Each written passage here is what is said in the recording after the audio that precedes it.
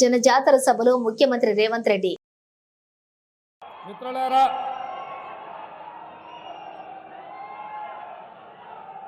శ్రీమతి సోనియా గాంధీ గారు,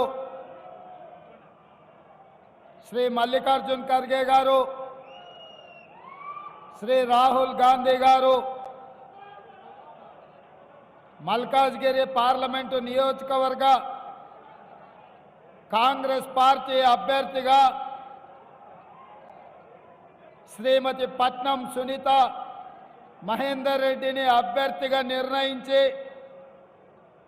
మన ముందుకు పంపిస్తే ఈరోజు ఈ నామినేషన్ ఎన్నికల ప్రచార కార్యక్రమాన్ని మీరందరూ దగ్గరుండి ఏర్పాటు చేసి ఇంత పెద్ద ఎత్తున వేలాదిగా తరలి వచ్చి సునీత మహేందర్ రెడ్డి గారిని గెలిపించడానికి మీరు కృషి చేస్తున్నందుకు మీకు అందరు కూడా మనస్ఫూర్తిగా ధన్యవాదాలు, కృతజ్ఞతలు. మిత్రులారా, ఈ కార్యక్రమంలో పెద్దలు మధు యాస్కి గౌడ్ గారు, మిత్రుడు దుద్దిల్ల శ్రీధర్ బాబు గారు, మన ఇండియా కూటమి, మన మిత్రపక్షము మొన్నటి శాసనసభ ఎన్నికలలో కాంగ్రెస్ పార్టీకి సంపూర్ణమైన మద్దతు పలికి ఈనాడు ప్రభుత్వ ఏర్పాటు ప్రక్రియలో సంపూర్ణంగా సహకరించిన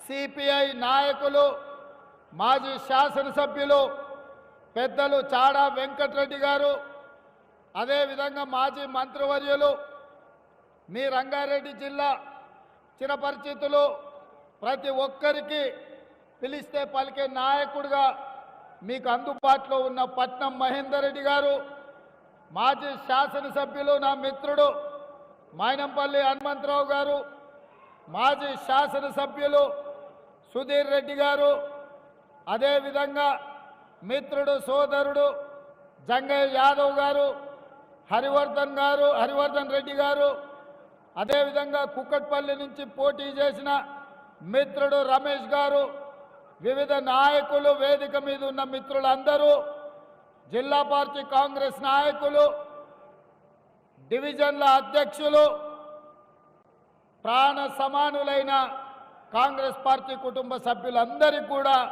మనస్ఫూర్తిగా ధన్యవాదాలు, కృతజ్ఞతలు తెలియజేస్తున్న మిత్రులారా, ఈ వేదిక మీద ఉన్న చాలామంది మిత్రులు, ఇక్కడ హాజరైన వేలాది మంది కార్యకర్తలు 2018లో కొడంగల్ శాసనసభ నియోజకవర్గంలో చంద్రశేఖరరావు గారు కుట్రలు చేసి పోలీసులను పెట్టి అరెస్టు చేసి అడ్డుకొని ఆనాడు అక్కడ ఓడిస్తే ప్రభుత్వ కుట్రాన్ని మీరు గుర్తించి 2019 పార్లమెంట్ ఎన్నికల్లో ఈ మల్కాజ్గిరి నుంచి ఎన్నికల బరిలో దిగితే మీరే కథన రంగంలో కార్యకర్తలై, నాయకులై, మీరే కాంగ్రెస్ పార్టీ అభ్యర్థులై ప్రతి ఒక్కరిని ఇంటింటికి పోయి ప్రతి తలుపు తట్టి ప్రతి గుండెకు చేరి దేశంలోనే అతిపెద్ద పార్లమెంటు నియోజకవర్గమైన మల్కాజ్గిరి నుంచి నన్ను ఎంపీగా గెలిపించి ఢిల్లీకి పంపించిండ్రు. మిత్రులారా,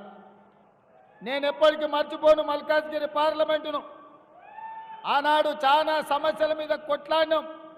అది జవహర్ నగర్ డంపింగ్ యార్డ్ కావచ్చు, కంటోన్మెంట్ ప్రాంతంలో స్కైవేస్ కావచ్చు, మేడ్చల్కు ఎంఎంటీఎస్ రైలు కావచ్చు, మెట్రో రైలు కొనసాగింపు కావచ్చు, ఈ ప్రాంతంలో తాగునీటి సమస్య కావచ్చు, ఈ షామీర్పేట మేడ్చల్ ప్రాంతానికి ఐటీ కంపెనీలను తేవాలి, ఈ ప్రాంతాన్ని అభివృద్ధి చేయాలని ఆలోచనతో చాలా విషయాల మీద మనం ఆనాడు కొట్లాడినాం.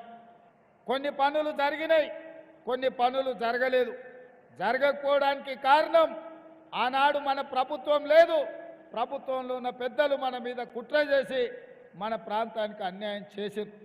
ఈరోజు మిత్రుడు శ్రీశైలం గౌడ్ గారు వేదిక మీద ఉన్నారు. ఆ రోజు చాలా విషయాలల్లో